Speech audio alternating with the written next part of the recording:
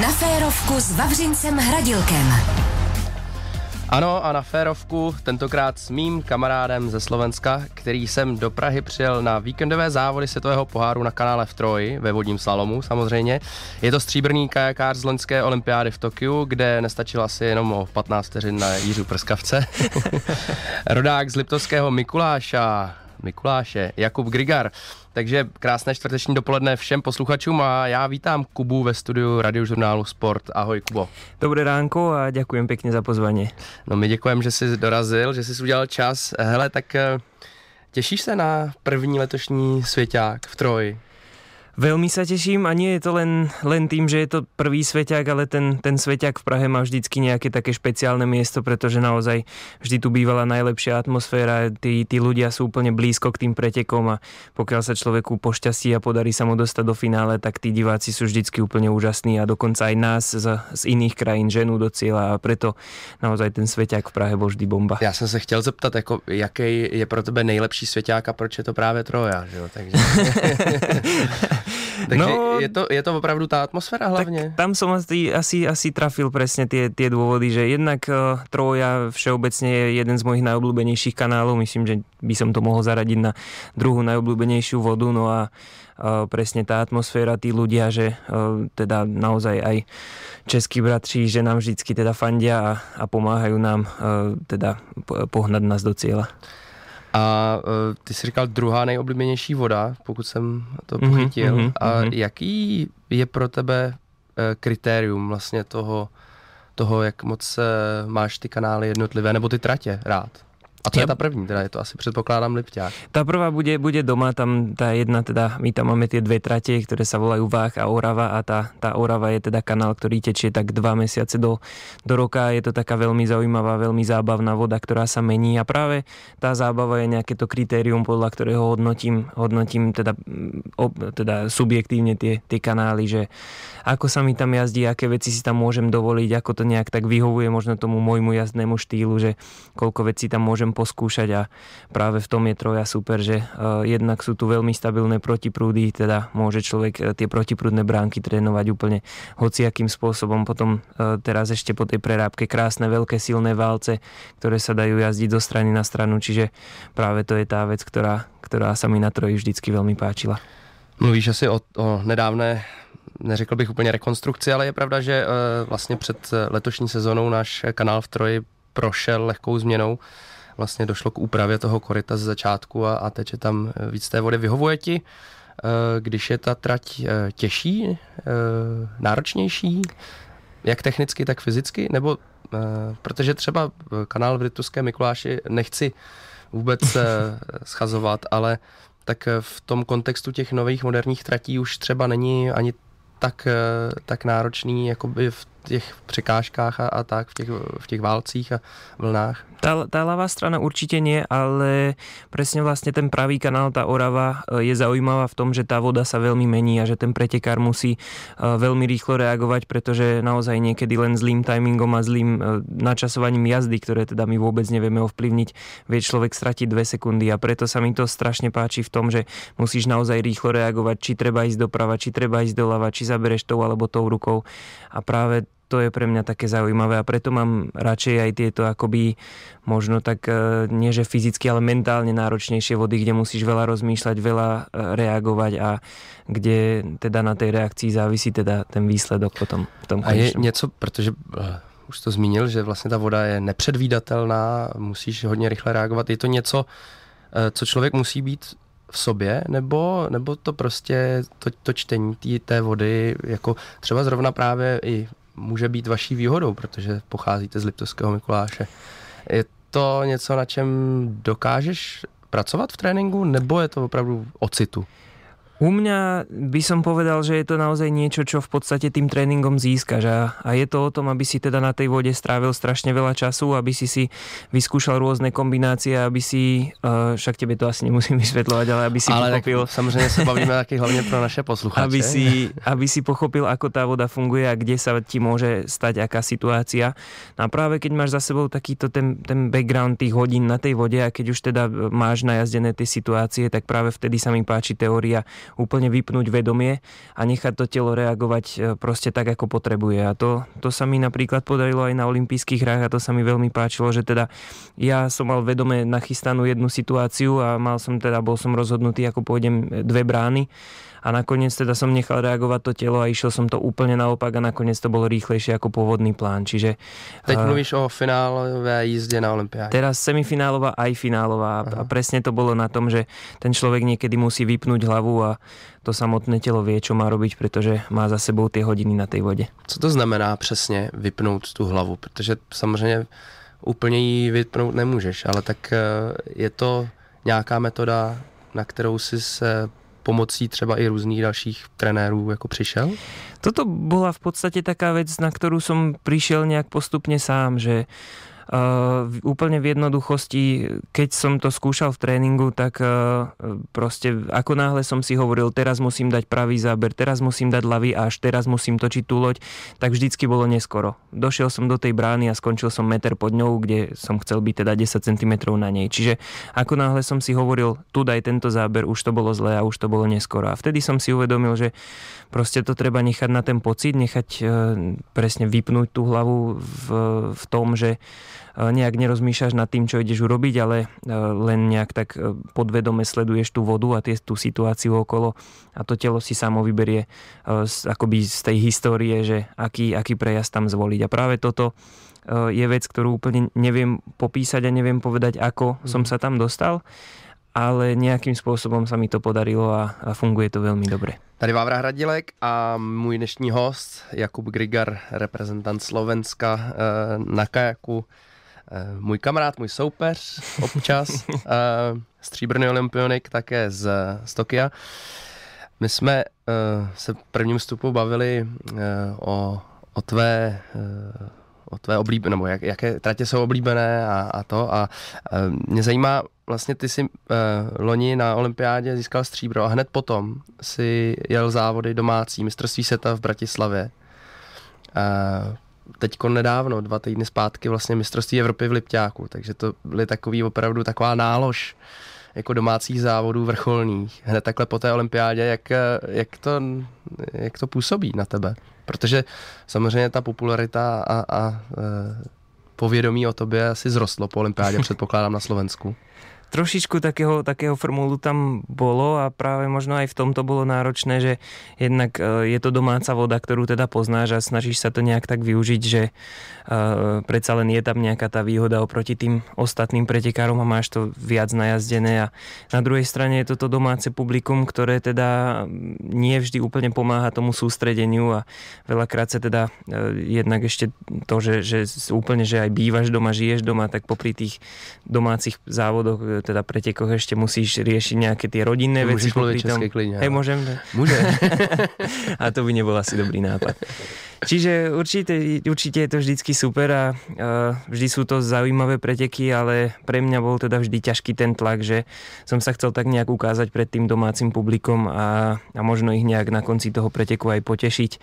A zatiaľ mi to teda nevyšlo, takže treba nám ešte veľa pracovať, aby jedného dňa, keď už znovu budeme mať doma preteky, aby to možno vyšlo. A je to, myslíš, vyloženě o tom, že třeba je to i tvou povahou? Že ty jsi zmínil tak trochu, jako že chceš všechny potěšit, jo? Tak pro posluchače, tak Kuba, když jdeme někam do restaurace na jídlo, tak by nejradši pozval celou hospodu, jo? Takže jestli to může být i tímhle, nebo prostě si myslíš, že to je tak nějak jakoby součást toho sportovního tlaku? Na jednej strane možno tou súčasťou, ale na druhej možno máš trošku pravdu, pretože naozaj vo svojom okolí vidím a poznám pretekárov, ktorí aj v takýchto momentoch teda vedia to okolie odstrihnúť a venovať sa naozaj len tomu, čo potrebujú a mne toto zatiaľ teda ešte úplne nejde a práve to možno to slovíčko nie a nejdem a neviem podobné veci. Som sa ešte úplne nenaučil hovoriť, čiže aj keď tam prídu nejaké tie povinnosti, prosby a nejaké požiadavky na cestovanie, zariadenie niečoho, tak vždycky teda sa snažím vyhovieť tým ľuďom a presne niekedy to možno ide proti tomu, čo by som potreboval v rámci toho športového výkonu.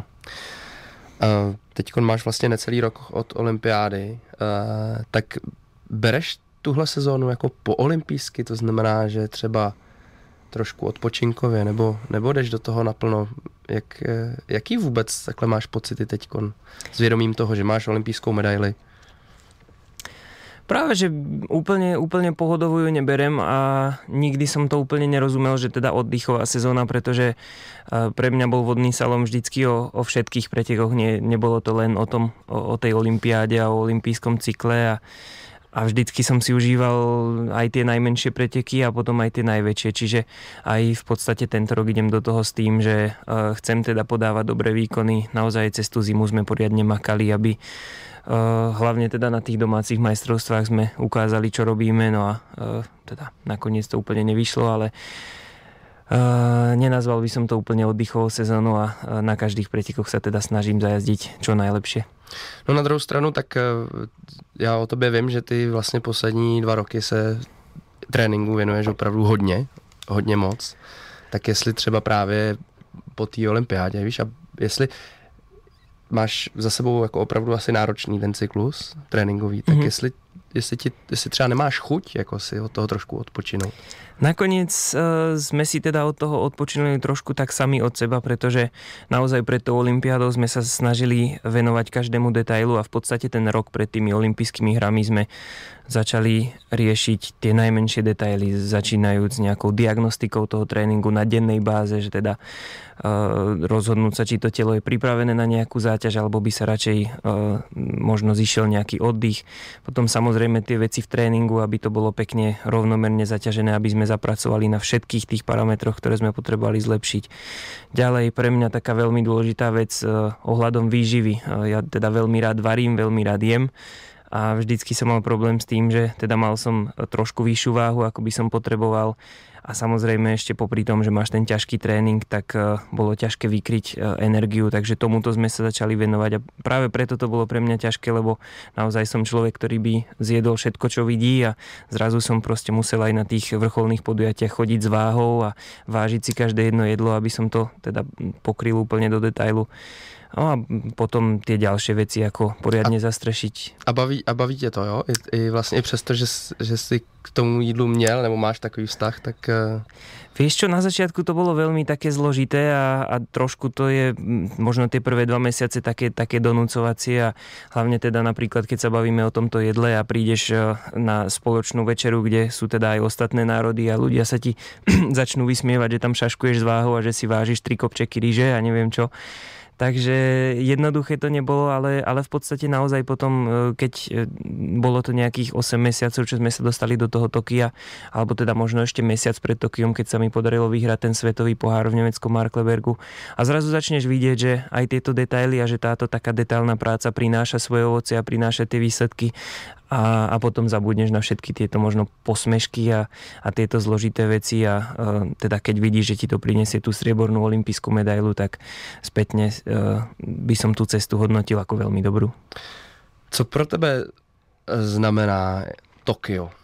Jenom, nebo takhle, ta vzpomínka největší, je to ta olympijská medaile, nebo je to ještě něco jiného? Ono je pravda, že tých spomínok tam úplne moc vznikať nemohlo, pretože tá olympiáda sa viedla v tom covidovom duchu, kedy my sme tam síce šli nejaké, myslím, že 3 týždne pred tým olympijským pretekom a prvých 10 dní alebo 12 dní sme boli zavretí v karanténe na hoteli, kde sme mohli teda ísť iba z hotelovej izby rovno na kanál a naspäť na izbu. Tá izba... Ti možná vyhovovalo, ne? Vieš čo, bolo to v pohode, len mi to chýbalo cez tie voľné dni, že som presne človek, ktorý by sa možno cez ten voľný deň išiel rád vonku prejsť, no a tam si mohol vonku akurát tak kúkať cez to obrovské okno na tej izbe, ktoré sa ani mimochodom nedalo otvoriť a mali sme tam vlastne len čističky vzduchu, čiže 12 dní som stál za oknom a pozeral, ako si deti púšťajú šarkany a ako sa tam hrajú vonku a pozeral som, ako chodia rybári k vode a nemohol som sa k ním pridať, takže to bolo pre mňa také náročné, ale pre mňa to Tokio je jednak tá medaila a druhé to, čo už som možno tak zmienil, že som teda možno našiel nejakú tú svoju cestu tej prípravy na tie preteky, ktorá ma zároveň baví a ktorá ma naplňa a v podstate po tom Tokiu prišiel pre mňa naozaj taký veľký impuls, že teda pri tom športe chcem určite ostať a že ma to veľmi baví a že spravím všetko preto, aby som tu vydržal čo najdlhšie. A dokážeš tu cestu, kterou jsi tam našel, teda pokud to chápu, takže to opravdu byl ten olympijský závod, kde jsi našel tú cestu, je to tak?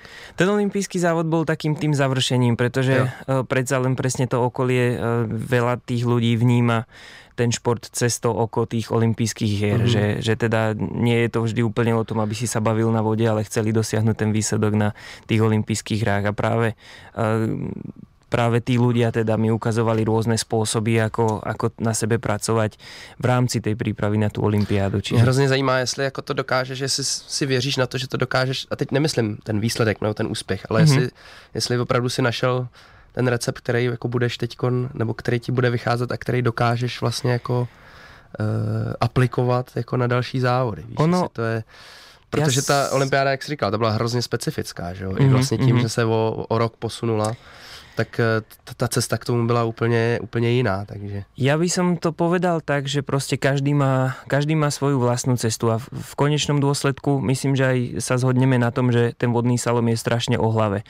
Že môžeš mať natrénované koľko chceš, ale proste nakoniec sa ti zmení voda, nakoniec ti možno príde nejaký konflikt vo vzťahu deň pred pretekmi alebo príde niečo také a musíš to zvládnuť tou hlavou. A práve táto cesta tých detailov, toho tvrdého tréningu a sústredenia sa na všetky tie veci okolo mne priniesla akoby strašné sebavedomie, kde som prišiel na tie olympijské hry a postavil som sa na štart a necítil som strach, necítil som nejakú veľkú nervozitu, ale v podstate to, že všetku tú robotu už som odrobil a teraz idem už len ukázať, čo som robil posledný rok. Čiže práve to sebavedomie je to, čo teda vzniklo v rámci tejto cesty. Říká Jakub. Kubo, mě by zajímaly tvé začátky taky trochu, protože ty jsi z Liptovského Mikuláše, tak v Lipťáku tam je vlastně vodní slalom hodně populární. Já ani nevím, kolik tam odtaď pochází olympijských medailistů. Martikán, Elenka tam trénovala v podstate. Ty? Asi áno. A potom tam máme vlastne ešte akože z iných športov, myslím, že neviem teraz, či Peťa Vlhová určite a neviem, či ešte tam nie je jeden. To je se stříbrem tam, jo, no. Tam trošku, hej, tomu vadím, ale... Ne, to ne, naopak. Tak pak je tam ještě hokej populární, ale jak ty vlastně si ukotvil úvody? U nás vlastne úplne, keď to vezmeme úplne od malička, tak sme vždy chodievali sledovať tatranské slalomy, čo je teda taký veľký pretek, ktorý myslím, že tento rok už to bol nejaký 75 alebo 76 rokov od teda založenia alebo od prvých pretekov. No a vlastne vždycky sme chodili tam, ale to bolo skorej tak z donútenia, že úplne ma ten slalom nebral. No a potom, keď som mal 8-9 rokov, tak prišli za mňou rodičia, lebo sa im úplne nepáčilo, že sme s bratom trávili veľa času za počítačovými hrami a bolo tam veľa strieľačiek a tak. No a vlastne chodili za mňou, aby som si vybral nejaký šport. Ja som na začiatku chcel futbal, nakoniec teda povolili a išiel som na jeden futbalový tréning, po ktorom som skončil. Nebavilo ťa to? Prišli sme tam, bol som o hlavu nižší ako všetci ostatní a proste malé dieťa medzi väčšími a samozrejme doteraz mi to ostalo, že pri futbale mi zavadzajú nohy a moc mi to nejde, takže vlastne po prvom tréningu stačilo. Po 2 týždňoch som teda po staršom bratovi opakoval a išiel som vyskúšať basketbal, kde som bol 2 mesiace a vlastne v priebehu týchto 2 mesiacov prišiel oco za mňou s takým nápadom, že teda cez letné prázdniny si môžem vyskúšať vodný slalom a ak ma to nebude baviť, tak to necháme tak. No a vlastne prvý deň alebo druhý deň letných prázdnin som prišiel na svoj prvý tréning, dostal som loď, dostal som pádlo. Myslím, že tréner ani nemal čas, že mal nejak veľa roboty, takže išla so mňou moja mama vlastne na tichú vodu, aby som si to vyskúšal. To je tak ako normálne na Slovensku. Je nábor, ale trenéři nemajú čas. On ten tréner ma nechcel úplne poslať na tú vodu, mali sme tam hrať nejaký futbal, ale ja som tam teda ako 9-ročný tvrdohlavý chlapec prišiel s tým, že som sa chcel ísť povoziť na loďke, takže sadol som do toho kajaku, no a naozaj to bol taký super pocit a povedal som si, že tam teda chcem ostať. No a tak to byl teda začátek, ale tak nějak ses musel dostat k tomu, jako, nebo dospět k tomu, že prostě budeš závodit, že budeš prostě reprezentovat, že se tomu budeš věnovat tak, jak se tomu věnuješ. Tak takový ten nějaký moment, kdy kdy se to v tobě zlomilo, že to budeš jako dělat, tak vzpomínáš si na to? Nebo? Od začiatku som sa chcel naozaj veľmi zlepšovať a práve to boli také veci, že my sme ako teda úplne najmladší žiaci mali myslím, že 2 alebo 3 tréningy za týždeň. A ešte aj pomimo týchto tréningov som vždycky čakal môjho otca, aby vždycky, keď prišiel z roboty, tak som už stal nastúpený s pádlom v ruke a hovorím, oco, poď ideme na vodu. Takže sme chodili, ja neviem, možno 5-6 krát do týždňa sa učiť pádlovať iba na hladkú vodu. No a to bol práve taký moment, ktorý si možno všimla Elenka Kaliska, v tom čase olympijská víťazka, neskôr dvojnásobná olympijská víťazka. A vlastne prišla za nami s takým nápadom, že by sme si mohli pár tréningov dať spoločne. No a ona teda vravela, že sa jej páčilo to, že sme proste chodili ešte aj mimo tých oficiálnych tréningov. A vlastne Elenka ma začala učiť všetky tie základy, nie len na vode, ale presne pomimo, čo musí človek robiť, čo vlastne obnáša taký ten športový život. A práve tam sa mi to veľmi zapáčilo a teda ona bola takým môjim veľkým vzorom a chcel som byť ako ona a preto som teda chcel ostať pri tom vodnom slalome. To je zajímavý a že vlastně máš vzor v podobě ženy, jo? Že samozřejmě to pojetí toho závodění a je trochu to, ale jste třeba s Elenou v kontaktu, protože Elena už končila kariéru, vy sa asi vídáte, nebo? Ono samozrejme, ešte skočím k tej prvej časti, že tých vzorov bolo viac, ale práve teda Elenka si ma tak zobrala pod svoje krídla a tam som teda mohol som s ňou ísť na mesačné sústredenie do Austrálie, kde som teda videl, ako fungujú tí najlepší športovci na svete, počnúť s ňou teda, kde som videl aj, ako funguje doma, ako cvičí, ako sa stravuje, ako berie regeneráciu a podobné veci. No a mohol som spoznať takých ľudí, ako si napríklad ty, ktorých som mohol mať za vzory neskôr a na ktorých som sa chcel vyťahnuť, už keď som sa začal možno trošku viac venovať aj tým pretekom. No a s Elenkou, teda Elenka sa presunula do Banskej Bystrice, ktorá je asi 100 km vzdialená od nášho mesta. Samozrejme niekedy tam ideme my, niekedy príde ona zase naspäť do Mikuláša a prehodíme pár slov, ale už to nie je úplne kontakt na dennej báze. Jaká je vůbec atmosféra takhle mezi vámi tam v Liptovském Mikuláši? Nebo i třeba vlastně, protože ty centra jsou 2, že jo? Jedno je v Liptovském Mikuláši, jedno v Bratislavě. Tak já myslím, že tady u nás vlastně ta atmosféra u té vody vždycky tak jako vnímána jako velmi, velmi pozitivně. Všichni si sdílejí různé nápady, tréninkové skupiny a tak. Tak funguje to podobně na Slovensku? Můžeš klidně, jsme na férovku, jo? Tak neboj se toho. Nie. Akože však v podstate sa tam nedá hovoriť o úplne nejakých negatívnych veciach, ale akurát včera sme sa teda s kolegom Sašom Slavkovským bavili, že teda tá parta by mohla byť o dosť lepšia, že ten šport sa presúva do takej nejakej individuálnej, profesionálnej roviny a tak trochu sa zabúda na tie zážitky popri vode a na tú radosť toho športu. A práve možno to je taká vec, ktorú by sme vedeli do budúcna zlepšiť, že aby sme teda nechodili na tie preteky len na to, aby si 24 hodín denne venoval iba tomu tréningu a zabudol, že tam máš aj nejakých kamarátov, ale popri tom nezabudnúť aj na to, že cestujeme, že môžeme spoznávať iné krajiny, iných ľudí a trošku si možno aj užiť tú cestu. Takže... Ty si tady zmínil, že možná každý přijel svým vlastním autem. Je to tak? Úplne každý nie, ale máme tu teda veľa aut, ale tak úplne tie autá asi nevystihujú úplne tú atmosféru, pretože proste predsa len niekedy človek potrebuje byť mobilnejší a chodiť napríklad do rádia za Vávrom Hradilkom.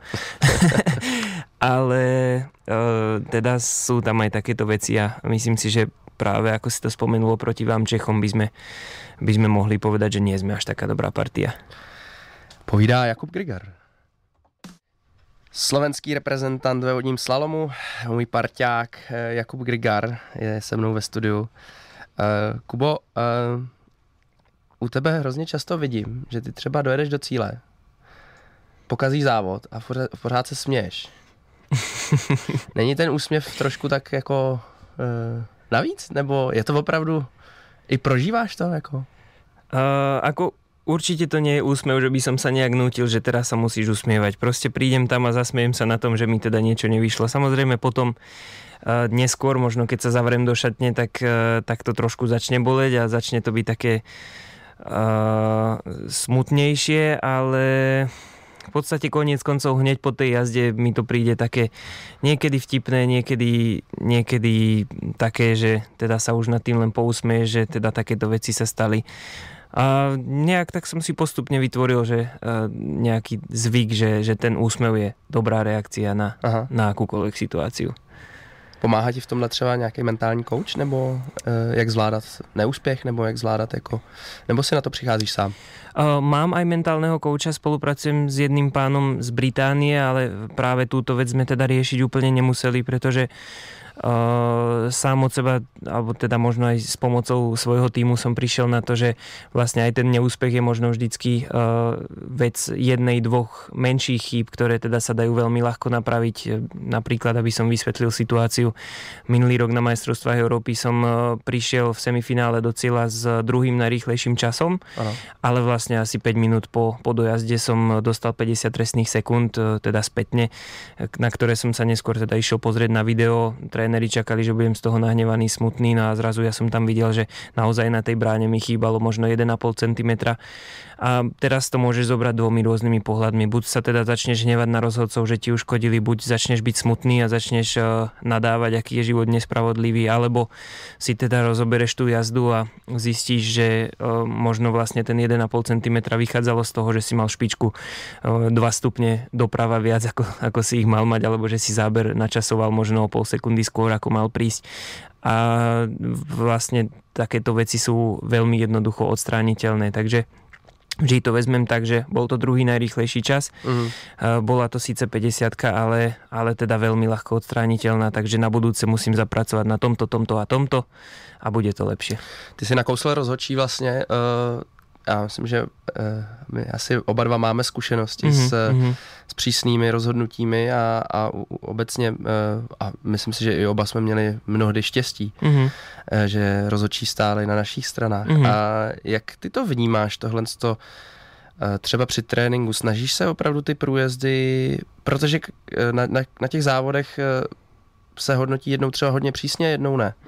Tak jestli ty se nějak tím zabýváš nebo vůbec, nebo prostě nebo jak i vnímáš takový ty sporný rozhodnutí? Máš pravdu v tomto a nevidel by som to, že je to iba rozdiel od závodu k závodu, ale v rámci jedného závodu mi veľakrát príde, že jeden pretekár má šťastie a druhému lepší prejazd neuznajú, hej. Takže toto je taká vec, ktorá sa mi úplne na tom nepáči, ale v podstate sa riadím takým nejakým jednoduchým pravidlom, ktoré nám od malička opakovali, a to je nedať im šancu. A aj v tých tréningoch sa snažím ísť možno 5 cm ďalej a možno o 10 pomalšie a vlastne stavať na tom, ale v konečnom dôsledku je to naozaj, aj sa mi potvrdilo, že nie vždy musíš úplne riskovať a nie vždy musíš byť úplne najtesnejší na tých bránach a veľakrát sa mi stalo to, že keď som si nechal veľa priestoru, tak som tam mohol dať nejaký záber naviac a nakoniec som bol rýchlejší. Takže týmto smerom sa snažím ísť, no a celkom to zatiaľ ide, ale samozrejme je to voda a niekedy sa ti to zmení, takže musíš tú situáciu zachraňovať a práve vtedy vznikajú tie sporné rozhodnutia. No. Ono vlastně v tom rozhodcování přišlo tak jako v jiných sportech video v posledních letech. Souhlasíš s tím? Nebo přijde ti, že se ten sport díky tomu videu posunul? Určite je to... Mal som teda šancu sa ísť pozrieť aj ako teda rozhodujú to video a naozaj si myslím, že veľakrát je to naozaj skvelý pohľad na tú bránu, keďže to majú tie kamery ešte aj časovo zladené a vieš si to pozrieť z rôznych uhlov v tom istom momente. Takže samozrejme je to oveľa akoby férovejšie, ale na druhej strane stále tam ostáva ten ľudský faktor a aj myslím si, že obidvaja sme zažili situácie, ktoré trošku akoby sa vymýkali tým pravidlám. Napríklad my máme také pravidlo toho, teda tej výhody pochybnosti, alebo teda pokiaľ má ten rozhodca nejakú tú pochybnosť, tak by to malo ísť prospech pretekára, keď sa nevie rozhodnúť. A ja som teda mal skúsenosť, že aj s týmto videom a s týmito rôznymi pohľadmi, aj s pochybnosťou rozhodca povedal, že uzná teda rozhodnutie toho bránkového rozhodcu a dostal som nakoniec vlastne. Čiže proti pretekárovi. Takže proste sú tam takéto veci, ktoré teda nie úplne vždy rozumieš, A myslím si, že toto je ešte taká vec, ktorú by sme do budúcna potrebovali eliminovať, aby ten šport bol naozaj férový. Ty se nějak snažíš třeba svým hlasem jako podporovat různé změny směru toho sportu, té disciplíny, nebo jak ty vůbec vnímáš prostě budoucnost vodního slalomu? Předpokládám, že chceš, aby zůstal na olympiádě jako každý z nás, ale máš třeba nějaký vize, který by se mohly lepšit, nebo co by třeba z tvého pohledu mohlo ten sport ještě posunout dopředu? Samozrejme nejaké vízie a nápady by tam boli, ale ja som bol vždy človek, ktorý sa možno bál nejakej negatívnej reakcie a ktorý teda radšej bude ticho a radšej som úplne nevravel, pretože teď tě tady nikdo nebude, hele, konfrontovat, tak klidně.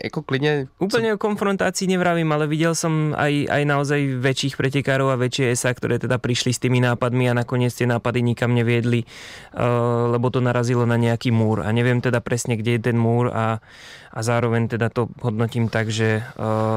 Múr je zeď, jo. No, zeď, tak jo, jako jo. Pro naše mladší posluchače.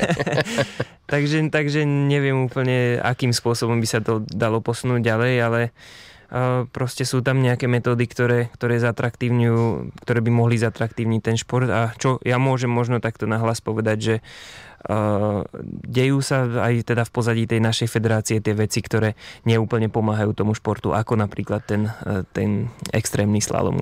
Pozor, tak to byla moje možná další otázka. Uvidíme, jestli to nebude poslední, ale vlastně vznikla nová disciplína, je to v rámci zatraktivnění jako disciplíny a i využití vlastně toho sportoviště pro další sadu medailí, což je teda extreme slalom. My tomu jakoby říkáme většinou cross, protože je to vlastně crossová disciplína. Ty si už je to nějakých 2-3 roky, kdy je to oficiálně jako zařazený do programu svěťáků. Vlastně minulý rok to bylo potvrzený jako olympijská disciplína. Ty se z toho úplně začátku neúčastnil, pokud si pamatuju. Teďko na mistrovství Evropy vlastně v Lipťáku a i vlastně loni na mistrovství světa v Bratislavě už si závodil. Tak můžem tě vidět, nebo budem tě vídat na plastový lodi? Tak nejak, bohužiaľ sme k tomu ako slalomári trochu nútení, pretože sa to vlastne tak prelíňa a slalomári, teda iba slalomári môžu štartovať na týchto disciplínach, takže v krátkosti, aby som to tu nejak dlho nerozvíjal, pre mňa je to veľmi neúplne šťastná disciplína, pretože ja teda, ako som ešte naučený nejak tak nikomu neuškodiť a nikomu nerobiť zle, tak vlastne toto je práve disciplína, ktorá sa tak trochu vymýka tomu fair play boju a kde si nútený zraziť svojho kamaráta a vytlačiť ho z brány, aby si sa ty dostal pred neho a to úplne nie je vec, ktorá sa mi na tom páči. No. Tak pokud budou dobře nastavený pravidla, tak jsem přesvědčený, že by to fair play mohlo být a pokud se ty pravidla budou dodržovat, anebo když se nebudou dodržovat, tak se budou trestat. A jako z mého pohledu je tam hlavně problém v nastavení těch pravidel, které je zatím poměrne zmatečné. Zatiaľ je to teda nie úplne dotiahnutá disciplína a práve tam vznikajú tie veci, zlomené pádla, zranenia a podobné,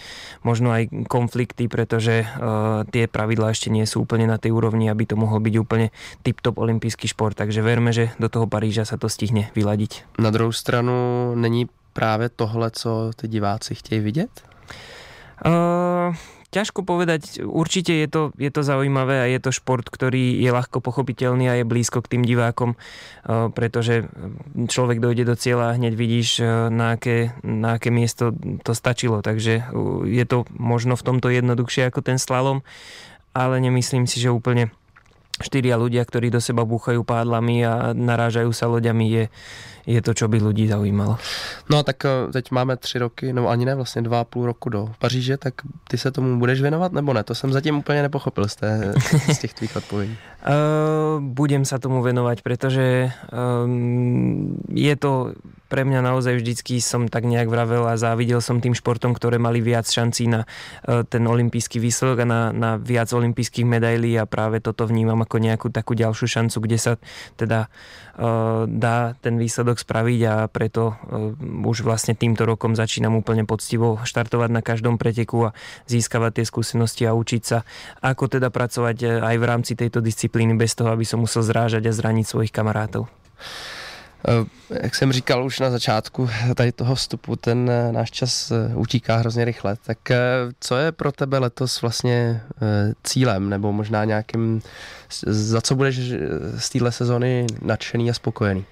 Úplne v jednoduchosti predvádzať nejaké pekné výkony, ukázať to, čo sme celú zimu a neskôr celú jar, celé leto trénovali, aby som teda z tých pretekov odchádzal šťastný. Nehovoril by som úplne o nejakých konkrétnych miestach, ale proste podávať jazdy, s ktorými budem spokojný. No a popri tom to nejak tak zladiť s tým súkromným životom, pretože ma čakajú veľké zmeny, takže verím, že to nejak tak zvládnem. Ešte nám řekni, jaké zmeny. Úplne jednoduché, sami vlastne v auguste, to je srpen asi po vašom však, hej. Sami narodí dcerka, takže no tak to je vlastne krásné. Tak to gratulujeme. Tak a držíme palce. Kubo, já ti moc děkuju a já bych ještě využil tuhle příležitost a pozval všechny posluchače a nejenom posluchače, ale jejich kamarády a maminky, tatínky, dědečky, babičky, aby se přišli podívat na Jakuba Grigara a nejenom na něj samozřejmě, ale na naše české reprezentanty o víkendu na světový pohár ve vodním slalomu v pražské Troji. To bylo vše, od mikrofonu se loučí Vávra Hradilek a Jakub Grigar. Kubo. Ahojte, ďakujem pekne.